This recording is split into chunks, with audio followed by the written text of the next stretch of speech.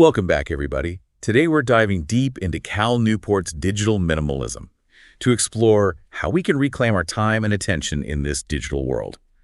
And to wrap things up, we'll be giving you a super handy 10-point summary of everything we talk about so you can remember the best tips.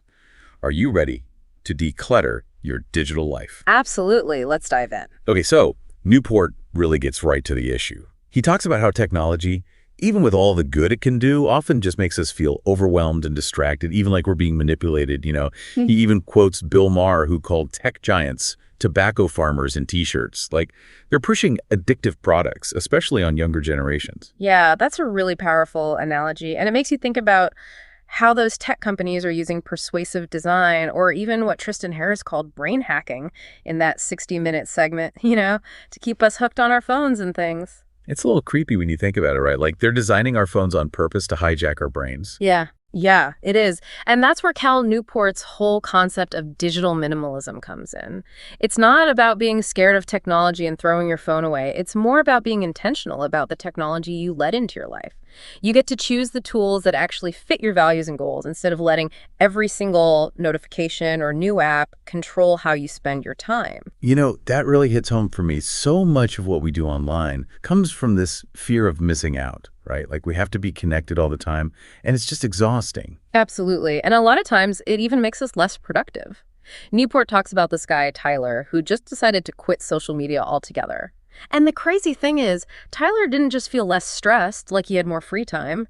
His career actually took off. He got his dream job, started writing more, and even got back into photography, which he loved. All because he stopped chasing those quick online rewards and focused on the stuff that really mattered. That's incredible. It's true what they say. Sometimes less is really more. Exactly. It's like what you see on those return curves. At first, more technology seems like it brings more value. But there's a point where it just doesn't work anymore. You get overwhelmed and you get less done. Digital minimalism is about finding that balance, where technology actually makes your life better, not control it. So how do we find that perfect balance? Does Newport give us some tips? He does, and one of the most interesting ones is this idea of solitude deprivation. Have you ever noticed how hard it is to just sit and think without grabbing your phone or turning on the TV? Oh, totally. I do that all the time. Well, you're not alone. Newport says that we're constantly connected, and it's taking away the solitude we need to really think deeply, to process our emotions, to be creative.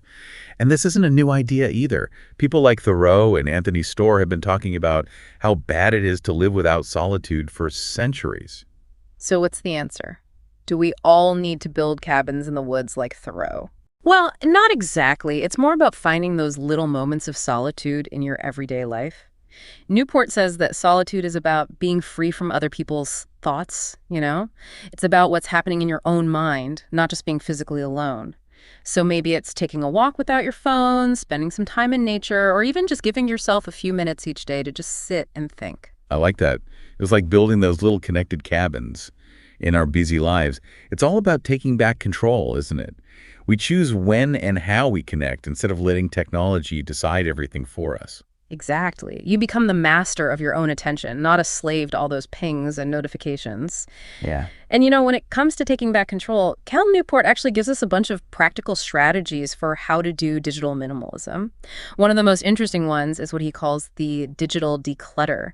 You can think of it like spring cleaning for your digital life. Okay, now I'm interested. How does that work? Do we just check our phones in the garbage? Well, not exactly, but it does involve trying something pretty different. You take a 30-day break from all those technologies that you don't really need. Well, a whole month. Yeah, 30 days. That means things like social media, streaming, video games, news apps. You could even try giving up email if your work lets you. Basically, anything you don't absolutely need for your job or to talk to people about important things. That's intense. But I guess if Tyler could quit social media cold turkey and do so well, maybe a tech break for a month isn't so crazy. The important thing is to use all that extra time to do things that you really enjoy. Remember when we talked about high-quality leisure? This is where you can really try those things out. Instead of being on Instagram, imagine learning something new, making something with your hands, meeting up with friends, or just taking a nice walk in nature. I'm starting to see how this digital declutter could be a good thing. It's like hitting a reset button for your whole digital life. You get to rediscover what's really important. Exactly. And after those 30 days are over, you don't just go back to your old habits. You carefully choose which technologies to bring back into your life. The ones that will actually add value. And you set clear rules for yourself about how you'll use them. So it's not about pretending technology doesn't exist. It's about being more careful and picky about how technology fits into our lives. Right. Maybe you decide to only check social media a couple times a day, or maybe you only use it on your computer so you're not always tempted to check it. I like that. Make it harder to get to. It's like we have to trick our brains sometimes because those apps are so good at keeping us hooked. Yeah, that's the idea. You're adding a little friction, make it just a bit harder to fall back into those mindless habits. And sometimes that means doing something more extreme, like leaving your phone at home. Wait, leave my phone at home? Seriously? But what if something happens? What if I need to look something up really quickly? Like if I can't remember the name of a song? Well, obviously, there are times when you need your phone. But honestly, think about how often we take our phones with us just out of habit, not because we actually need them, like going to the store real quick, or going for a walk in the park, or even just hanging out at home. Those are all times when you could practice just being present without your phone. I'll admit it makes me a little nervous to think about leaving my phone behind. But I remember that story from the book about Hope King, the woman who couldn't use her phone for months because it was stolen. Oh, yeah. And she ended up loving it. She got back into reading, spent more time with people, and was just more present. It's a good reminder that we can actually survive and even be happier without being connected all the time. I think we've become so used to having our phones that we've forgotten what it's like to just be in the world without them. Exactly. And that's why it's so good to practice things like leaving your phone at home sometimes or taking digital detox breaks. It helps you get back those little moments of solitude, those quiet times that are so good for us. So we've covered digital decluttering, leaving our phones at home. What else does Newport suggest? He's a big fan of long walks. Walking has always been a great way for people to get inspiration and feel refreshed. Thoreau, Nietzsche, Wendell Berry, lots of famous thinkers have loved walking. I can see why. Yeah. Just walking with no phone, no music, just you, your thoughts, and maybe some squirrels. Exactly. You get to be surrounded by nature, let your mind wander, and experience that solitude we were talking about. It's kind of like a meditation, but while you're moving. Another thing that stood out to me was the idea of writing letters to yourself. Seems a bit old-fashioned, but I can see how it could be helpful. It is. It's a really great way to think about yourself and work through your feelings. You have to slow down, explain your thoughts clearly, and kind of have a conversation with yourself. It's like having a therapist, but the therapist is you, and the best part is you don't need an appointment, and it's free. Exactly. And then you have a written record of how you were feeling at that time, which can be really interesting to look back on later. Okay, so we've talked about digital decluttering, leaving our phones behind, taking long walks, writing letters. What about social media? Can we use it without getting sucked into endlessly scrolling and feeling like we're missing out on everything? We can. The first thing is to remember that social media platforms are designed to be addictive. Yeah. Those like buttons, the never-ending feeds, the notifications popping up all the time. It's all meant to keep us engaged and make us feel like we need to be connected all the time. It's like they're playing a game, and we're the pieces they're moving around. Right. But we can learn to play the game differently. One easy thing you can do is just stop clicking like on every single post. It's about being more careful about who you give your attention and approval to. Instead of liking things just because you feel like you should, save your likes for things that really matter to you, things that make you happy or make you think differently. So instead of throwing likes around like confetti, we're choosing to be more intentional about how we interact online. Exactly. And if you really want to connect with someone, send them a message, call them, or even better, meet up in person. Focus on having quality interactions instead of just a bunch of random ones. Which brings us back to that idea of having conversation office hours, where you set aside specific times to talk to the people you care about. It's a smart way to control your time and attention. Instead of feeling like you have to answer every message right away, you can set boundaries and make time for focused conversations. It's like you're saying, my time is important, and I'm choosing to spend it with people who are important to me. Exactly. It's all about taking charge of your digital life and having a relationship with technology that makes you feel good and fits your values. For me, the most powerful idea in all of this is the attention resistance. It's like we're pushing back against all those things that are constantly fighting for our attention. We can actually take back control of where our focus goes. It's pretty amazing. Yeah. It's like we're standing up for our own mental health. saying we won't be controlled by the attention economy. And Newport has some pretty bold ideas about how to do that, like dumbing down our smartphones. Remember the stories about Paul and Daniel Club? Oh, absolutely. They ditched their smartphones and went back to those basic phones, and they loved it. They were more focused, less anxious, and felt more present in their lives. It's almost like they're going against the grain, you know?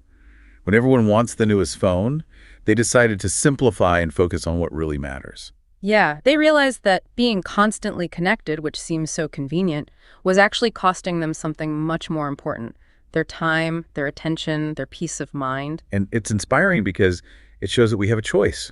We don't have to be controlled by our devices. We can break free from all those notifications and take back our attention. Exactly. And you don't even have to go all the way back to a basic phone to see the benefits. There are lots of ways to use our smartphones less, even if we love our iPhones and Androids. Like what? What are some things that even someone who loves technology could try?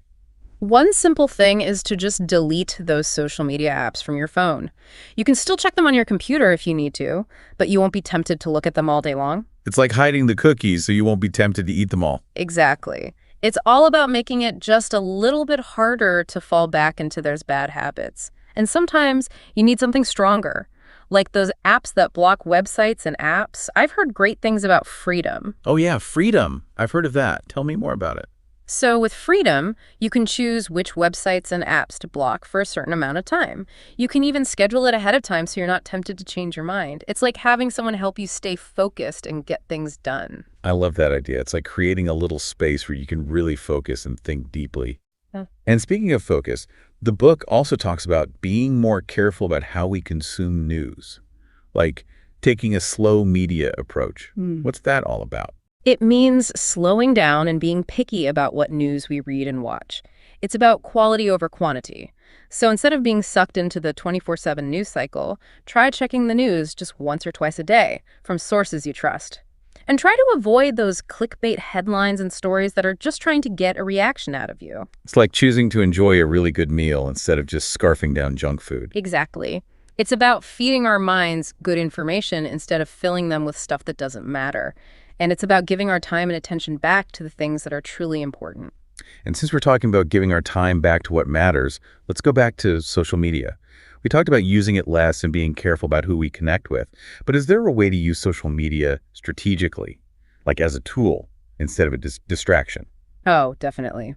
We can learn a lot from Jennifer Greigel, that social media expert we talked about before. She uses social media very intentionally for professional networking, staying current in her field, and connecting with people who share her interests. Right.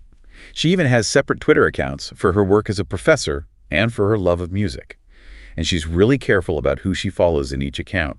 She sticks to people who are smart and interesting. Exactly. She uses social media as a professional tool, not just for fun. And she uses it to make real-life connections. Like, she might meet someone online, but then she'll email them or call them to build a stronger relationship. So it's like using social media to connect with people on a deeper level. Yeah. It's not the end goal. And that reminds us what digital minimalism is all about. Technology isn't good or bad in itself. It's how we use it that matters. Exactly. We get to decide how technology influences our lives. We can either let it control us, or we can use it as a tool to support what we believe in, what we want to achieve, and how we want to feel. And that's why this deep dive has been so helpful. It's given us a new way to think about how we use technology and to make choices that fit with the kind of life we want to live. And like we promised, let's wrap things up with our 10-point summary of the key takeaways from digital minimalism. Are you ready? Absolutely. Let's hear it. Okay, number one, technology isn't neutral. It's designed to be addictive. So you got to be aware of how it's trying to hook you. Number two, digital minimalism is about being intentional. Choose tech that helps you with your values and goals, not just the stuff that's popular or new. Number three, solitude is really important for deep thinking, being creative, and feeling good. So build those little pockets of solitude into your day, even if it's just a few minutes of quiet time. Number four, go for high-quality leisure. Choose activities that challenge you, make you use your mind and body, and connect you to the real world. Number five, cultivate a craft. Make things, learn new skills, and leave your mark on the world. Number six, make real-life social interaction a priority. Build community, do things with other people, and choose face-to-face conversations and shared experiences over just connecting online. Number 7, join the attention resistance. Take back control of your time and attention. Don't let all those things fighting for your mental energy win. Number 8, think about simplifying your smartphone or using it less. Break free from being constantly connected. Number 9, be intentional with social media. Use it strategically, not just for entertainment. Figure out your goals for using it, be careful about who you connect with, and limit how much time you spend on it. And last but not least, number 10, remember that technology can be a good thing. It can help connect communities, give people hobbies, and make our lives better. But we need to use it wisely and with a purpose. Great job summing it all up. Hopefully this will inspire a listener to try out digital minimalism for themselves. Me too. It's a journey, but it's worth it. If we're mindful about the technology we choose and focus on what really matters, we can live a richer, more meaningful life and feel more connected to the world around us. Thanks for joining us on this deep dive. And keep exploring, keep trying new things, and keep choosing to live intentionally in this digital age.